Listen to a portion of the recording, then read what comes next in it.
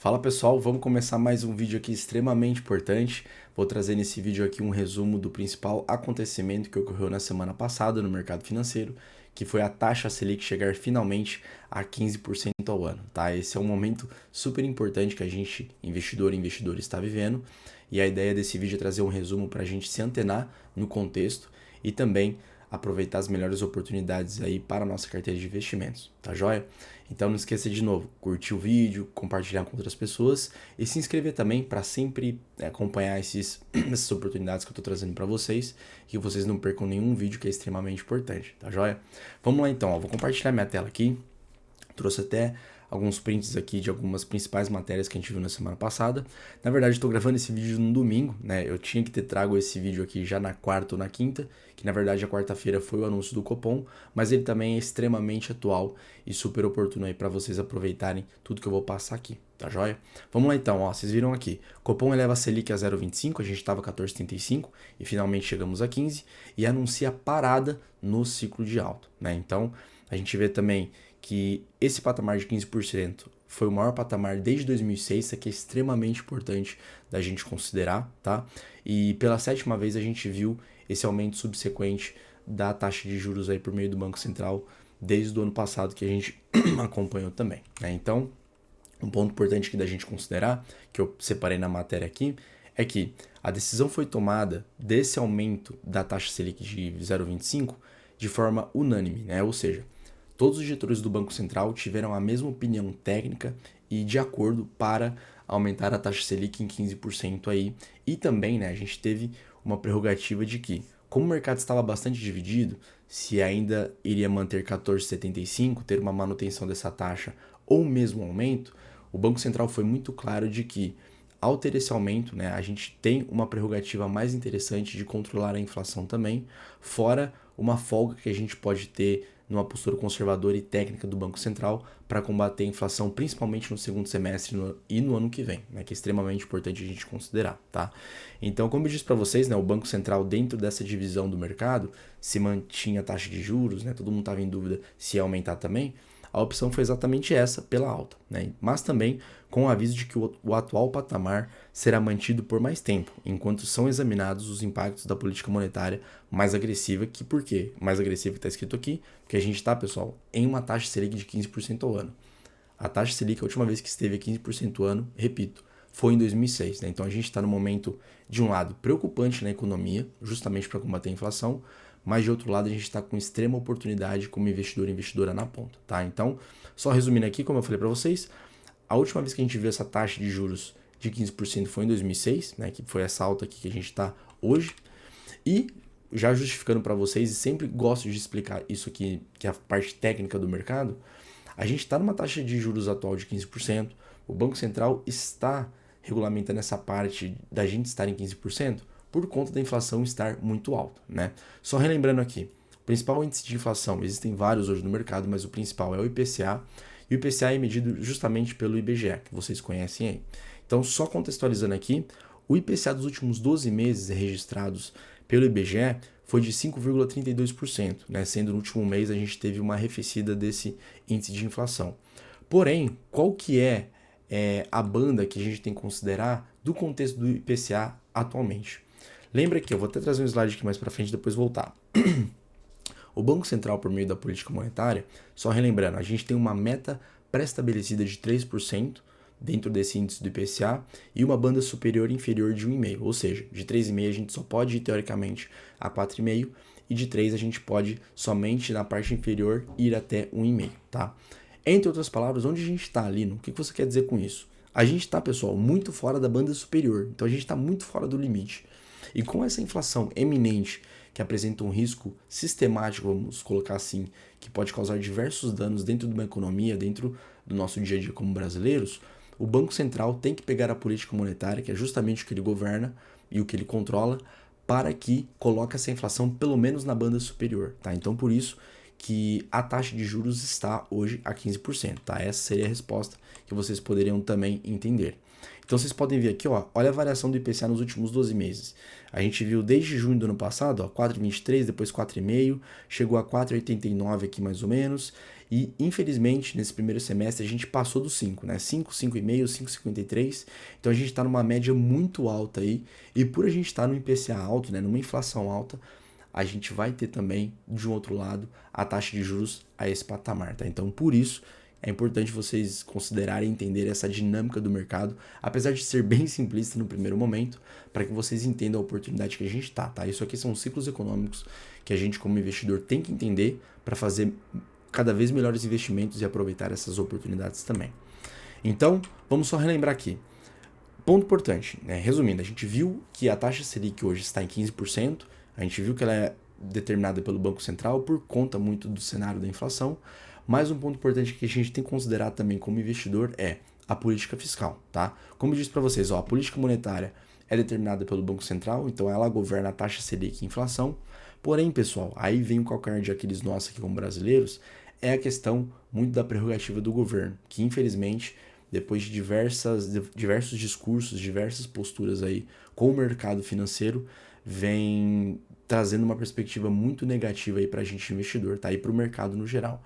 Então, essa política fiscal, que é justamente determinada pelo governo, como que ele vai encarar seu orçamento, suas despesas, suas receitas, como ele vai encarar a questão dos impostos, vocês devem ter acompanhado aí meus últimos vídeos também, essa parte aqui está extremamente deteriorada, tá? Então, de novo, a gente investidor tem que se atentar de que se o Banco Central, que está fazendo um trabalho muito bom, no meu ver, de forma técnica, para controlar a inflação, de um lado a gente tem uma parte da política que está justamente indo de encontro e aumentando esse problema de outras formas, tá? Então, como eu disse para vocês, as perspectivas orçamentárias, vocês viram aí, a gente tem um rombo fiscal muito grande, né, problemas na questão do INSS, né, que é um outro problema que a gente tem que conversar nos outros vídeos aqui também sobre aposentadoria, mas vocês acompanham aí de forma geral, né? A gente vê o governo com uma desaprovação muito grande e para uma corrida eleitoral que ainda é em 2026, né, que historicamente a gente vai ter um gasto desenfreado. Então, é só notícia ruim, né? Então, quando a gente, resumindo aqui um contexto para vocês entenderem, enquanto a gente, como Banco Central, como política monetária, tá pisando o pé no freio nesse veículo que é a economia brasileira, a política fiscal, infelizmente, está apertando e muito o pé no acelerador, tá? Esse é um problema que, poxa, é extremamente importante a gente considerar e a gente tem que contemplar isso também para fazer cada vez melhores investimentos, porque, de novo, são cenários que a gente não pode controlar. O que a gente controla é ver o mercado, ver as oportunidades e aproveitar da melhor forma esse contexto aí que eu falei para vocês, tá? Então, poxa, Lino, resumindo aqui, entendi a questão da taxa Selic, porque a gente está nela, né, por conta da inflação, a gente vê uma preocupação aí no âmbito da política monetária, que é do Banco Central, pela taxa Selic e também pela política fiscal, que é por causa do governo, né, que vem tendo uma perspectiva muito ruim.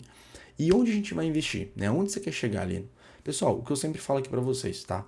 Taxa Selic é 15%, é extremamente benéfica e muito proveitosa para a gente colocar uma alocação em renda fixa, pensando no perfil conservador, né? Então, Tesouro Direto, emissão bancária, que a gente conhece, que são CDBs, LCs, LCAs, e crédito privado, debêntures, CRIs e CRAs, estamos num momento assim muito bom para alocar pensando no longo prazo e aproveitar essas taxas atuais. Até porque, de novo, taxa Selic é 15, os rendimentos no geral são atrelados a essa taxa, então a gente tem um desempenho muito bom também, falando de histórico da taxa Selic, né? Indo para 15, depois em alguns momentos vai estar em 13, 12, 9, 8. Então a gente está exatamente no alto, né? Na alta histórica, para aproveitar essa alocação, tá? Então, exemplo claro aqui, que eu sempre trago para vocês. Tesouro pré-fixado, 2028, 2032, 2035, pagando 14%. Já aumentou um pouquinho, né? Eu trouxe até um print aqui um pouco desatualizado, mas a gente tem excelentes taxas pré para colocar na carteira. Falando de Tesouro Direto, que é o investimento mais conservador que a gente conhece. E o Tesouro IPCA, por exemplo, pessoal, que a gente está também numa oportunidade única, tá? De novo, IPCA mais 6, 6,5 já é historicamente uma excelente taxa. E a gente está vendo IPCA mais 7, 7,5, tá? Então, não tem nem o que falar. Se você é um investidor conservador, pensando no longo prazo, pensando em ter uma rentabilidade acima do IPCA, acima da inflação, que é um ganho real que a gente chama, a gente está de novo no momento oportuno e com certeza é um momento bom para se realocar nessas taxas atuais, tá? Parte de fundos de investimento, né? A gente sabe que fundos de investimento é um condomínio de investimentos que investem, por exemplo, em determinados ativos. Então, fundos de investimento, por exemplo, falando do perfil conservador também, em renda fixa e crédito privado, a gente está com excelentes oportunidades também porque a gente está com uma taxa de juros alta.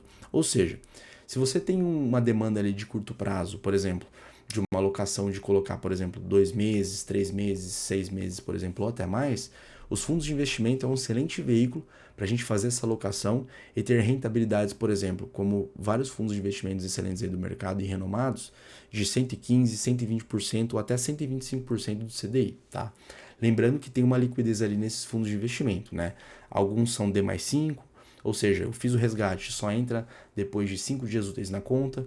Outros têm uma liquidez de D mais 14, D mais 30, por exemplo, tá? Então a gente tem que balancear a carteira para justamente a demanda que vocês querem e também aproveitar as melhores taxas e as melhores oportunidades dentro do contexto de cada um, tá? É importante vocês alinharem isso daí com o assessor de vocês, com o consultor de investimentos. Mas, de novo, fundos de investimento está, assim, uma excelente oportunidade para a gente fazer a alocação atual. E, por fim, poxa, Lino, você sempre fala de renda fixa aí, logicamente, a parte de renda fixa é muito clara, né, que a gente tem oportunidades, mas em renda variável, falando de ações, falando de fundos imobiliários, pessoal, também, tá? A resposta é sim. Eu vou até trazer um pouquinho, não vou me aprofundar, na verdade, muito na questão de renda variável, porque senão vai delongar demais esse vídeo, posso fazer um vídeo até complementar, porque quando a gente vê a taxa Selic hoje a 15%, que a gente está na máxima histórica, ainda assim a gente tem oportunidade e várias oportunidades hoje falando de bolsa, tá? Então eu vou até separar um tempo para a gente falar sobre isso numa próxima oportunidade, tá? Mas de novo, renda variável sim, a gente tem excelentes ativos, excelentes ações para ser sócio e excelentes alocações para que a gente possa estruturar a nossa carteira de investimentos. Por que eu estou falando isso? Fluxo investidor estrangeiro na B3 acumulado em 2025. Perceba que em janeiro a gente já teve um aumento substancial de 5 bi, chegando a próximo a 13 bi aí mais ou menos em março deste ano. A gente caiu bastante e finalmente a gente está retomando muito bem essa alta de fluxo investidor estrangeiro aqui na nossa bolsa. E com esse fluxo estrangeiro entrando aqui na nossa bolsa, o nosso Ibovespa também dá uma saltada, né? Cresce muito por conta desse fluxo estrangeiro. De novo, só resumindo aqui, por que está acontecendo esse fluxo estrangeiro entrando na nossa bolsa? Primeiro, uma perspectiva de queda de juros nos Estados Unidos, então é natural que outros mercados, principalmente os desenvolvidos, começam a olhar os mercados emergentes como o Brasil e aportar aqui também, tá? Então por isso que a gente viu esse aumento substancial no Ibovespa, mesmo estando numa taxa Selic de 15%. Então, de novo, a gente está vendo um fluxo interessante, isso é benéfico para a gente, que é investidor em ações, então é mais um ponto da gente considerar na parte de oportunidade de renda variável, tá, pessoal? Então, ó, o Ibovespa aqui, ó, a gente está no range mais ou menos aí de 136 mil pontos, batemos a máxima histórica aí de 140, mas a gente tem nesse ano, e felizmente, né, estou muito feliz com esse resultado, de mais de 15,5% aí acumulado só nesse ano de 2025.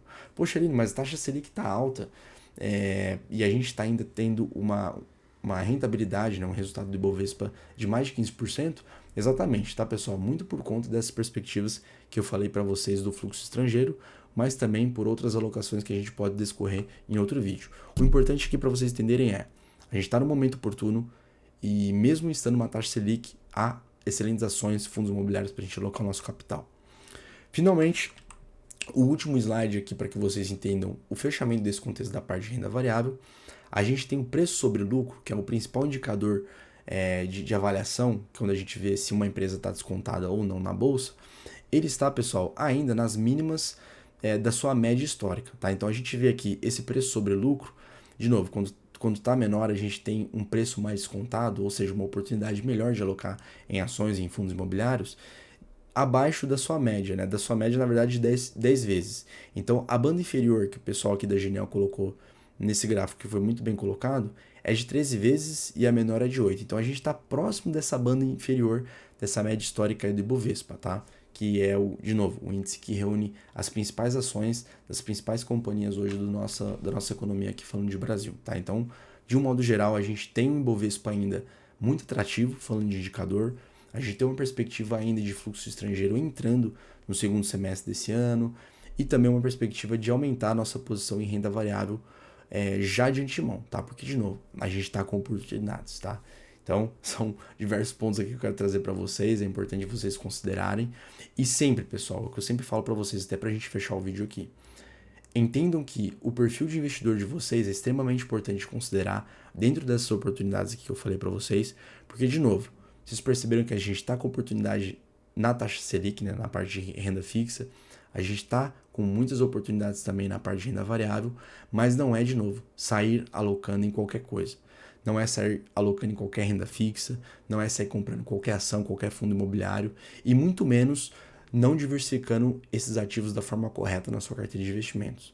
Por isso que é extremamente importante, converse com o seu assessor de investimentos, converse com o seu consultor para estar alinhado não somente com uma alocação muito boa, mas principalmente com o seu objetivo financeiro, que eu sempre falo aqui para vocês. Por que a gente investe hoje? Aonde a gente quer chegar? Multiplicar o patrimônio, viver de aposentadoria com uma renda passiva, construir um patrimônio para os filhos, para os herdeiros, falar de sucessão, enfim, tudo isso daí é extremamente importante de vocês alinharem para também aproveitar esses momentos atuais, tá? E de novo, quem aproveitar isso daqui vai ser muito beneficiado nos próximos meses, nos próximos anos principalmente, tá? Pensando no longo prazo, tá joia, pessoal?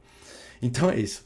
Tentei resumir aqui todos os pontos importantes, vou discorrer eles também de uma forma breve, principalmente nessa parte de assessoria e consultoria nos próximos vídeos que eu já estou montando aqui para que vocês tenham um esclarecimento melhor sobre como isso funciona, mas de certa forma espero que vocês considerem também e façam cada vez melhores investimentos aí na carteira de vocês, tá joia? De novo, pessoal, não esqueça de curtir o vídeo, se inscrever no canal também para sempre acompanhar esses vídeos que são as oportunidades que eu trago para vocês e compartilhar com outras pessoas também, tá joia? Se tiverem dúvidas, escreva no comentário aqui, enfim, envia uma mensagem aí no privado, vocês têm o meu contato e a gente se vê no próximo vídeo, tá joia, pessoal? Um abraço.